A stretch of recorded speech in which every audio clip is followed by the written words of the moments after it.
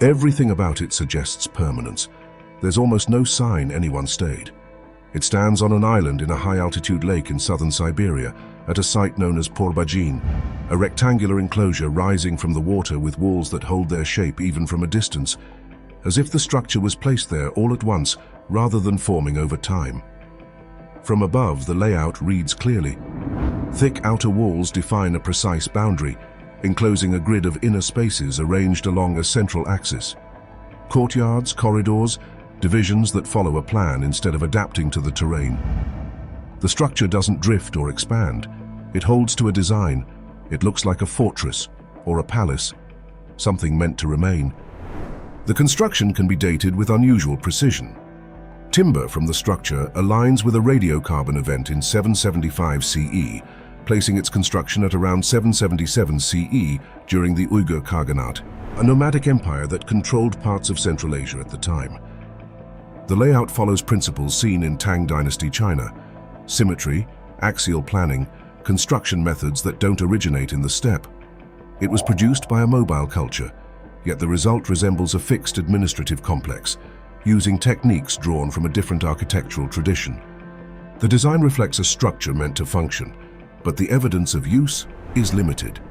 Excavations across the site have produced little to suggest sustained occupation.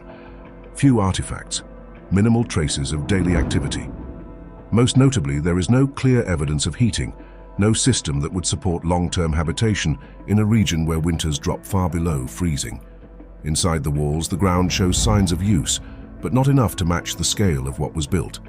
The rooms don't carry the residue of extended living. The courtyards don't show the wear expected from repeated occupation. The structure holds the shape of permanence. The evidence doesn't follow it. Its placement adds another constraint. The complex sits on an island, separated from the surrounding land, with access that would have been controlled and limited. The location doesn't make movement easier. It restricts it, and that restriction suggests purpose.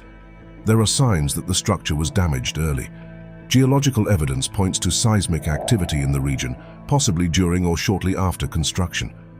Parts of the complex show deformation consistent with earthquake impact, followed by traces of fire. That could explain interruption. It doesn't resolve the absence of occupation. Even with damage, enough of the structure remained intact to leave traces of use, if extended use had been the goal. Some interpretations shift toward ritual function, including a possible connection to Manichaeism during the Uyghur period. That would align with limited habitation, but the structure still doesn't resolve cleanly into that role. It remains too large, too structured, too deliberate for a space that leaves so little behind. The design is precise, the construction is controlled, the layout is complete. What it lacks is duration. There is little evidence anyone stayed long enough to leave a trace that matches the scale of what was built, which places the structure closer to an event than to a settlement, something planned and executed but not meant to continue.